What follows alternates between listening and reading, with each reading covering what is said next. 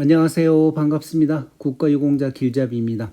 이번 시간은 2022년 12월 말 기준으로 요건심사 현황이 발표되었습니다. 요건심사라는 것은 어떤 것인가 하면 제가 저번 영상과 그 저번 영상 고엽제 후유증과 고엽제 후유증 영상에서 대략적으로 말씀드렸습니다. 몸에 질병이 갖고 있는 분들은 국가보건처에 등록 신청을 해보시라고, 본인들이 판단하지 말고 그 질병 안에 있는 질병들이 내 몸에도 있다 그러면 국가보건처에 신청을 한번 해보라고 얘기를 드렸습니다. 자, 그러면 그렇게 했었을 때 가장 첫 번째로 통과해야 되는, 그러니까 첫 번째 관문입니다. 우리가 몇 개의 관문을 거쳐야 되는데 그 중에 가장 어렵고 큰 관문이 이 요건심사입니다. 요건심사, 이것을 아무렇지도 않게 생각을 하고 처음에 준비를 제대로 안 하게 되면 대부분 다 이 요건심사에서 비해당을 맞습니다. 저 같은 경우는 몇 번을 신청을 해서 비해당을 맞아봤기 때문에 잘 압니다. 그 신청한 기간이 자그만치 10년 동안 계속 해봤기 때문에 누구보다도 잘 알고 있습니다. 그러니 이런 내용 귀담아 들으시고, 그나마 다행인 게 월남 참전 갔다 오셨던 분들은 그 전 기록이 없고 단지 월남 참전에서 고엽제와 관련된 질병들로 지금 벌써 50년이 훨씬 지나버렸지만 아직까지 그 고엽제 한 가지만을 가지고 국가보건처에서 고엽제 후유증이나 고엽제 후유증으로 등록을 해주는 경우들이 있습니다. 물론 검사를 해서 하는 거죠.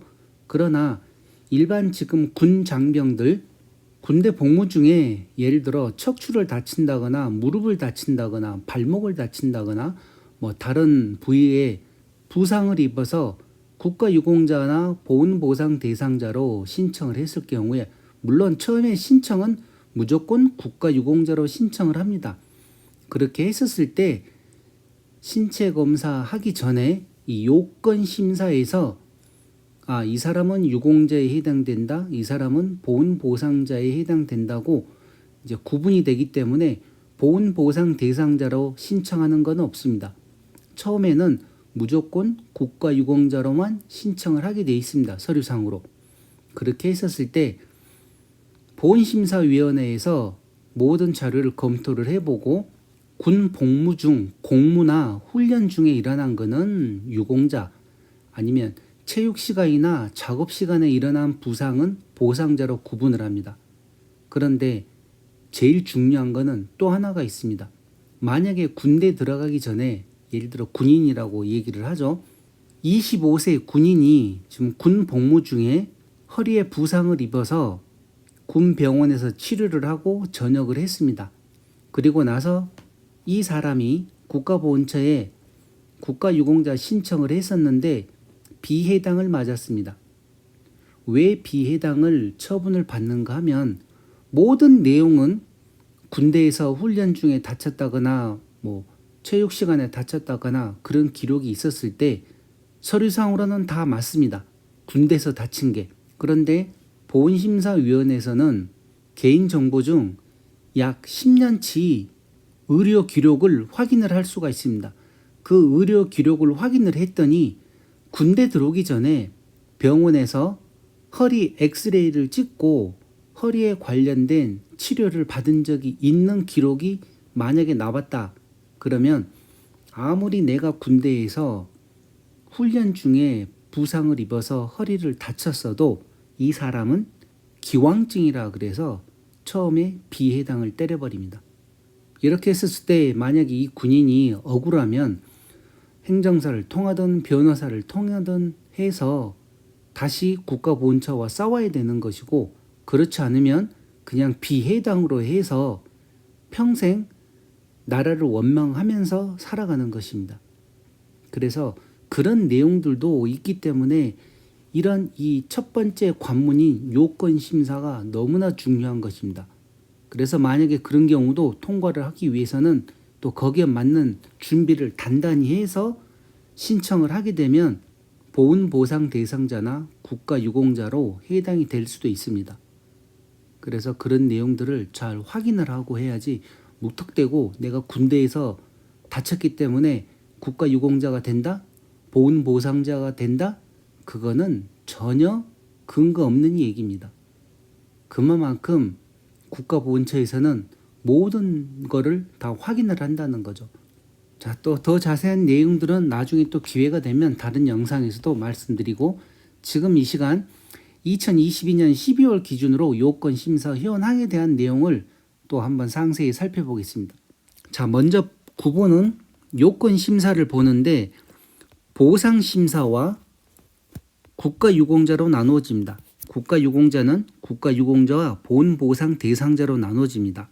자, 그러면 국가유공자나 보훈보상 대상자가 신청을 했을 때 그 내용을 한번 살펴보겠습니다. 이 접수 현황은 2022년 1년 동안 총 접수됐다는 그 누계를 나타내는 거고, 기간은 12월 한 달 동안 접수된 내용입니다. 이게 모여서 2022년 전체를 지금 이렇게 나타내는 것입니다. 그래서 제가 12월 말까지 2022년 동안 과연 얼마나 많은 사람들이 심사 완료가 되었는가, 그 내용을 살펴보려고 지금 이 영상을 만드는 것입니다. 자, 먼저 독립유공자와 유가족으로 2022년 동안 총 11명이 신청을 했습니다. 그 중에 유공자에 해당되는 분들이 8분이 있었고, 이 3명은 다음 달로 계류가 되었다고 생각하시면 됩니다. 자, 그리고 전몰군경은 6.25나 월남 참전에서 돌아가신 분들이 신청을 하는 것입니다. 자, 이렇게 했을 때 총 136명이 신청을 했습니다. 2022년도에. 자, 이렇게 해서 그 중에 101명이 유공자에 해당되었고 4명은 보훈보상 대상자에 해당되었습니다. 그리고 15명은 비해당입니다. 전몰군경을 신청했는데 15명은 전몰군경이 아니라고 비해당을 맞았다는 것입니다. 그리고 16명은 다음 달로 계류가 되었습니다. 이렇게 해서 총 120명이 2022년도에 심사가 완료되었다는 내용입니다. 자, 전상군경입니다. 전상군경은 6.25 전쟁이나 월남 참전하셔가지고 전투 중에 부상을 입고 전상군경으로 등록되신 분들입니다. 2022년 12월 달에만 78명이 신청을 했고 2022년 1년 동안 1791명이 접수를 하였습니다. 그 중에 유공자에 해당하시는 분이 716명, 보훈보상 대상자에 해당하는 분이 42명, 그리고 842명은 비해당됐다고 나왔습니다. 191명은 계류되었습니다. 자, 여기서 이렇게 비해당이 많은 거 다시 전상군경을 한번 보시기 바랍니다. 전상군경, 전투 중에 부상을 입은 사람을 전상군경이라고 합니다. 그런데 지금 대한민국에서 전쟁이 일어난 지가 언제입니까? 6.25가 70년 전입니다. 그리고 월남 파견하셨던 분들이 이미 지금 50년이 넘어가고 있습니다. 그러면 그분들 외에는 전상군경을 신청한 사람들이 없습니다. 이번에 큰 사고 난 것도 없었고, 그러다 보면 여기에 대부분 95% 이상은 이렇게 나이 드신 분들인데 이분들이 아직까지도 이렇게 접수를 하고 있다는 내용을 보셔야 됩니다. 그래서 영상 보시는 분들 중에서 참전 명예수당만 받고 계시는 분들, 이런 분들 좀 보십시오. 1791명이 접수를 해서 유공자에 해당하신 분들이 716명으로 이미 심사가 완료 끝났습니다. 그리고 보훈보상 대상자에 42명 있었고, 물론 비해당도 이렇게 많지만 중요한 거는 비해당보다도 유공자에 해당하시는 분들을 보셔야죠. 안 하고 가만히 있으면 뭐합니까? 이렇게 두드려서 문을 열어야죠. 그나마 이분들은 국가보훈처에 문을 두드렸기 때문에 이런 혜택이라도 본 것입니다. 그러나 그냥 참전 명예수당만 받고 가만히 계신 분들은 절대로 문을 열 수가 없습니다. 고엽제 후유 의증이나 고엽제 후유증으로 등록이 되지 않는다는 거죠. 그래서 이런 내용 참고하시고 잘 해보시기 바랍니다. 다음은 순직군경과 재해사망군경입니다. 순직군경, 유공자에 해당하는 분이 21명, 보상자에 해당하는 분이 218명, 그리고 비해당 88명, 다음 달 계류는 69명입니다. 이렇게 해서 심사 완료된 게 327건입니다. 다음은 공상군경과 재해부상군경입니다. 2022년 총 5,978명이 접수를 하였습니다. 그 중에 심사 완료 끝난 게 5,070건이었습니다. 이 중에 515명은 국가유공자에 해당된다고 판정을 받고 1,993명은 보훈보상 대상자에 해당한다고 판결을 받았습니다. 그리고 비해당은 2,562명, 다음 달로 계류된 게 908명입니다. 다음은 순직 공무원과 재해사망 공무원입니다. 국가유공자에 1명 해당되었고 15명은 보훈보상 대상자, 비해당 17건이 있습니다. 공상공무원과 재해부상공무원입니다.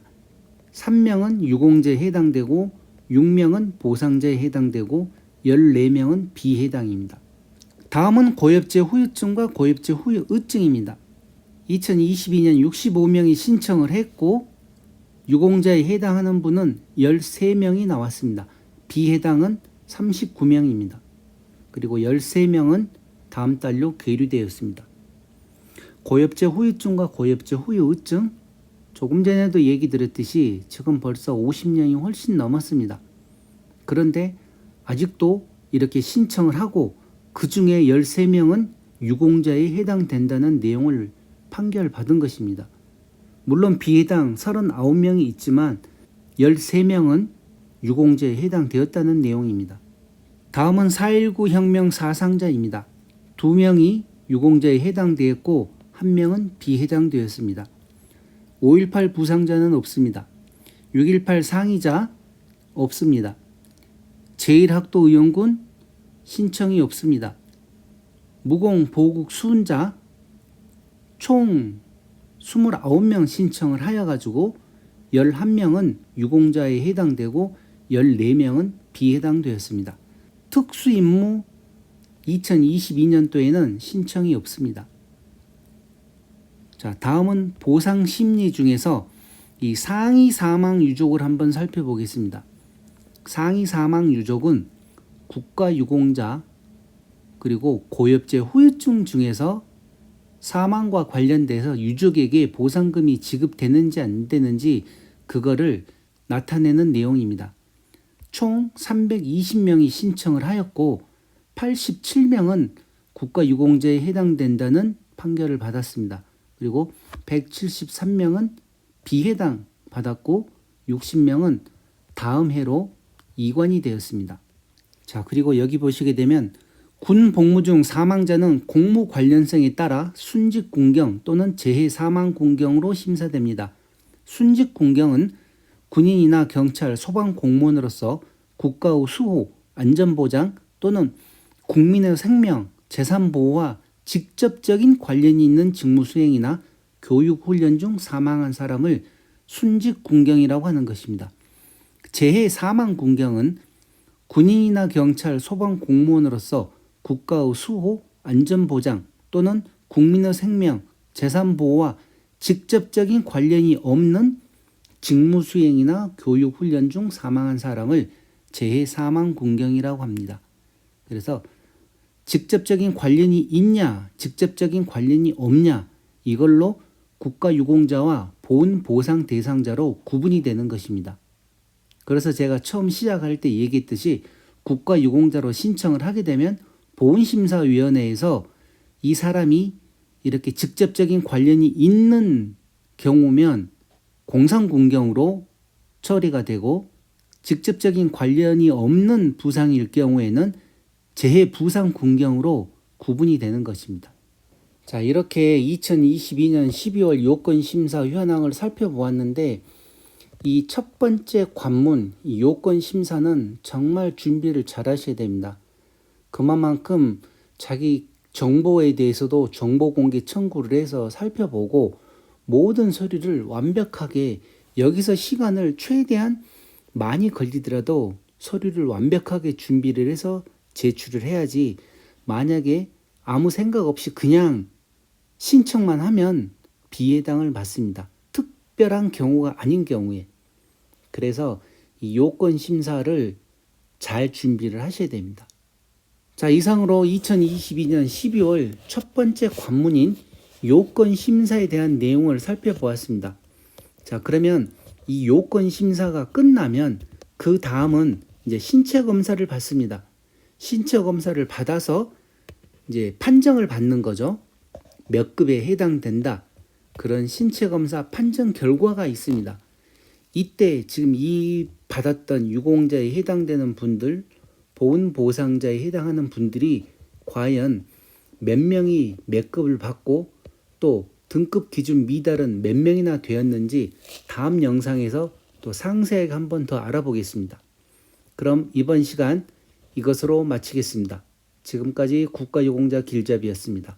감사합니다.